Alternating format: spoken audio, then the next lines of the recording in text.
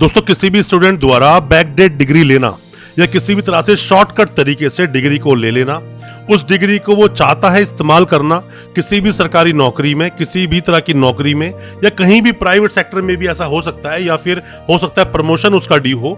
उन सभी चीजों के लिए बैकडेट डिग्री लेने का वो लोग रुख करते हैं। यूनिवर्सिटीज अपना बहुत अच्छा खासा मुनाफा कमाकर, पैसा कमाकर, अपनी बड़ी बड़ी बिल्डिंगें बनाकर और यूनिवर्सिटी के बाद यूनिवर्सिटियां बनाकर वो लोग तो आगे बढ़ जाते हैं, पर फंसते कौन है?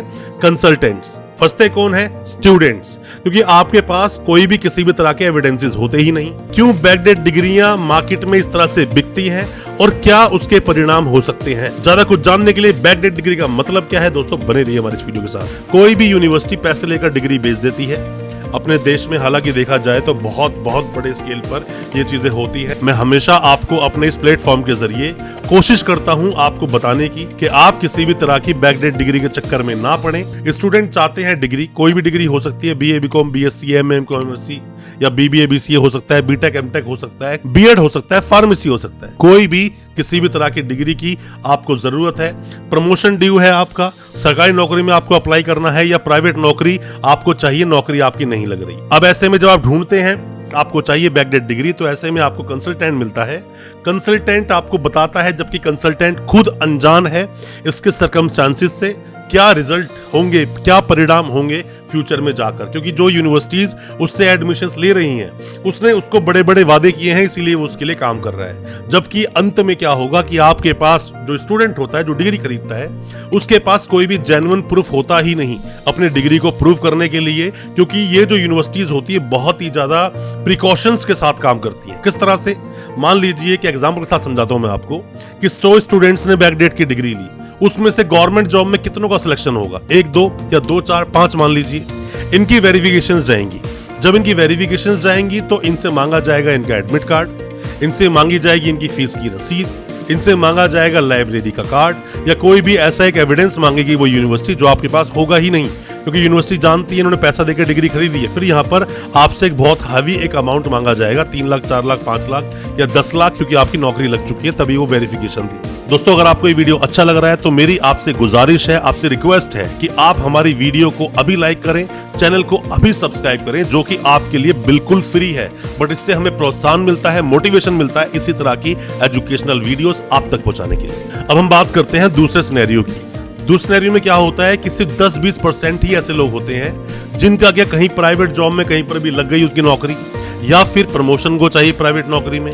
उनकी भी जब वेरिफिकेशन जाती है तो उनसे यही डॉक्यूमेंट, बस ये है कि डॉक्यूमेंट थोड़े कम मांगे जाते हैं, बट इनसे भी डॉक्यूमेंट मांगे जाते हैं, इनके पास भी वो डॉक्यूमेंट्स नहीं होते।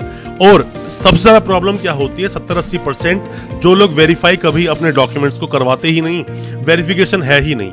अब एकदम से 7 साल, 8 साल, 10 साल के बाद में उनकी कहीं नौकरी लगी, या फिर वो कहीं भी बाहर अब्रॉड जा रहे हैं, या फिर अब उन्हें जरूरत है उस डिग्री की सही तरीके से।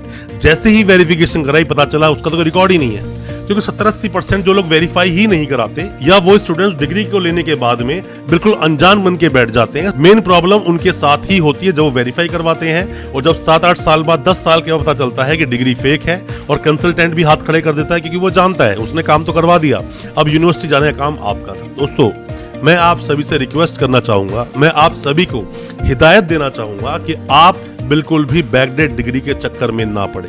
मैंने तो ये भी देखा है कि स्टूडेंट्स बैठे हैं दुबई में, स्टूडेंट्स बैठे हैं नेपाल में, अलग अलग कंट्रीज में बैठे हैं, और वहीं बैठे बैठे उन्होंने डिग्री इंडिया की किसी प्राइवेट यूनिवर्सिटी से ले ली। जिस दिन भी दोस्तों कांड हुआ ना, यूनिवर्सिटी पर कांड होगा, यूनिवर्सिटी तो बच जाएगी, या फिर यूनिवर्सिटी आपके डॉक्यूमेंट के लिए हाथ खड़े कर देगी। अगर आपके पास कोई स्ट्रॉन्ग कॉन्क्रीट एविडेंस हुआ कि हाँ मैंने डिग्री आपसे ही ली है, मैंने आपसे वेरीफाई करवाई है, मैंने आपको फीस आपके अकाउंट में दी है, एडमिट कार्ड है, कुछ भी अगर होगा तो यूनिवर्सिटी आपको ऐसे मना कर नहीं पाएगी। बट ये डॉक्यूमेंट्स आपके पास होंगे ही नहीं, यूनिवर्सिटी आपको देती नहीं, फंसोगे। इससे अच्छा डॉक्यूमेंट को वेरीफाई करा लें। पर पहले मैं आपको यही बोलना चाहूंगा कि बैकडेट की डिग्री के चक्कर में आप बिल्कुल भी ना पड़े, और अगर पड़ गए हैं वेरीफाई करवाएं। दोस्तों बैकडेट डिग्री के चक्कर में कितने ही कंसल्टेंट बर्बाद हो गए, कितने ही स्टूडेंट्स की लाइफ स्टेक पर लग गई, कितने ही लोगों की जिंदगी खराब हुई इसके चक्कर में।